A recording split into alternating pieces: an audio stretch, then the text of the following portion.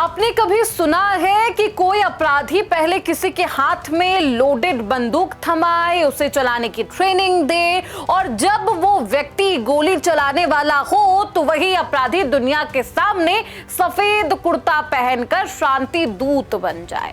सुनने में किसी फिल्मी विलेन की कहानी लगती होगी, लेकिन 2026 के मिडिल ईस्ट युद्ध की ये सच्चाई है। एक तरफ दुनिया का सबसे ताकतवर मुल्क अमेरिका ईरान की दहलीज पर है, क्योंकि ईरान न्यूक्लियर बॉम्ब बनाने के बिल्कुल करीब था। ट्रंप कह रहे हैं कि वे ईरान को राख कर देंगे क्योंकि उसके पास यूरेनियम एनरिचमेंट की तकनीक है। लेकिन यहाँ सबसे गंदा और भद्दा मजाक देखिए, जिस एनरिचमेंट तकनीक को रोकने के लिए आज अमेरिका मिसाइलें दाग रहा है, बेगुनाह मासूम की जान ले रहा, उस तबाही की माचिस ईरान के हाथ में किसी और ने नहीं बल्कि पाकिस्तान ने थमाई। जी हाँ, आप हंस रहे होंगे। जो पाकिस्तान बिचौलिया बना हुआ है, ईरान और अमेरिका में सुलह कराना चाहता है, वही पाकिस्तान इस युद्ध की वजह है। आज हम इस डर्टी गेम का कच्चा चिट्ठा खोलेंगे, जहां एक मुल्क ने पहले दुनिया को परमाणु युद्ध की आग में झोंका और अब गंगा जल लेकर शांति का नाटक कर रहा।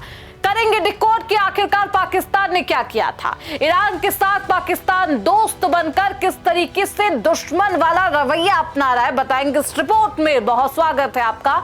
आप देख रहे हैं प्राइम न्यूज का डिजिटल प्लेटफॉर्म और मैं हूं आपके साथ श्रुति अग्गर। डोनाल्ड ट्रंप का ईरान पर हमला करने का सीधा तर्क है, बहुत सीधा। ईरान को परमाणु बम बनाने से हर हाल में रोकना, न्यूक्लियर बम बनाने से रोकना। अमेरिका चीख चीख कर कह रहा कि ईरान ने यूरेनियम एनरिचमेंट उस स्तर पर पहुंचा दिया जहां से वे वेपन्स ग्रेड यूरेनियम बनाना बस चंद दिनों की बात होती। लेकिन विडंबना देखिए, जिस पाकिस्तान ने ईरान को न्यूक्लियर कार्यक्रम की नींव रखी है, जिसने दिया है सब कुछ, जो इस पूरी तबाही का सप्लायर रहा, वही पाकिस्तान अमेरिका, इजरायल और ईरान के बीच बिचौलिया मीडिएटर बनकर घूम रहा है। पाकिस्तान एक 15 सूत्रीय शांति प्रस्ताव लेकर मेज पर बैठा, जैसे कि उससे बड़ा शांति प्रिय देश दुनिया में कोई दूसरा होगा ही नहीं, और आपने देखा ही नहीं होगा।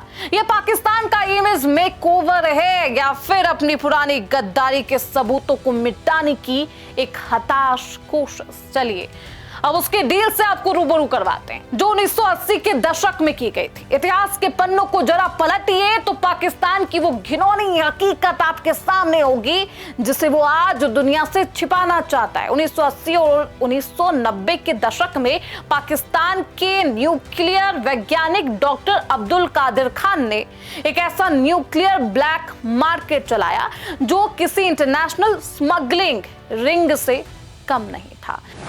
ग्राफिक्स से समझिए वो सीक्रेट डील जिसने दुनिया की सुरक्षा बेच दी। नीदरलैंड से चोरी ईरान को सप्लाई किया गया। पाकिस्तान ने जिस सेंट्रीफ्यूज तकनीक को नीदरलैंड से चुराकर P1 और P2 मशीनें बनाई थी, वही मशीनें और उनकी गुप्त डिजाइन चुपके से ईरान को बेच दिए गए। 900 मौत की मशीनें। मार्च 2026 की एक ताजा रिपोर्ट के मुताबिक पाकिस्तान ने ईरान को करीब 900 सेंट्रीफ्यूज सप्लाई किए। ये वो मशीनें हैं जो यूरेनियम को लट्टू की तरह इतनी तेज घुमाती है और उससे बम वाला मसाला अलग होता है। यानी आज अगर ईरान अमेरिका की आंखों में आंखें डालकर एटॉमिक बॉम्ब की बात करता है, युद्ध की धमकी देता है, तो उसके पीछे पाकिस्तान की वो तस्करी है, पाकिस्तान का वो तस्करी वाला नेटवर्क है। अब आप सोचिए कि क्या है ये सेंट्रीफ्यूग। सरल भाषा में कहे तो सेंट्रीफ्यूग एक ऐसी मशीन है जो बहुत तेजी से घूमती है। सेंट्रीफ्यूगल फोर्स का इस्तेमाल करके अलग अलग डेंसिटी वाली चीजों का अलग अलग करती है और डेंसिटी को अलग कर देती है। एटॉमिक प्रोग्राम के संदर्भ में इसका महत्व क्या है, समझिए कैसे ईरान के लिए ये ताकतवर हुआ और पाकिस्तान दोस्त बनकर दुश्मन वाला रवैया करता है। ग्राफिक्स आपकी स्क्रीन पर। Uranium enrichment. प्राकृतिक यूरेनियम में U-235 यानी कि U-235 जो परमाणु बम या बिजली बनाने के काम आता है की मात्रा बहुत कम, लगभग 0.7% होती है। इसे बढ़ाने की प्रक्रिया को ही एनरिचमेंट कहते हैं, संवर्धन कहते हैं। कैसे काम करता है। यूरेनियम को गैस यानी कि यूरेनियम हेक्साफ्लोराइड में बदला जाता है और इससे सिलेंडर नुमा मशीन यानी कि सेंट्रीफ्यूग में डाला जाता है।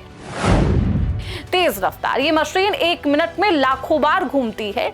इस तेज घुमाव से भारी यूरेनियम U-238 बाहर की तरफ जाता है, दब जाता है और हल्का यूरेनियम U-235 केंद्र में इकट्ठा हो जाता है।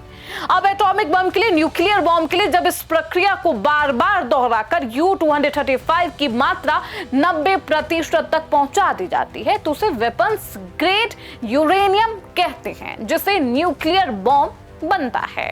खैर, पाकिस्तान का आज मीडिएटर बनना अंतर्राष्ट्रीय राजनीति का और अंतर्राष्ट्रीय राजनीति में एक जोक है, मजाक है।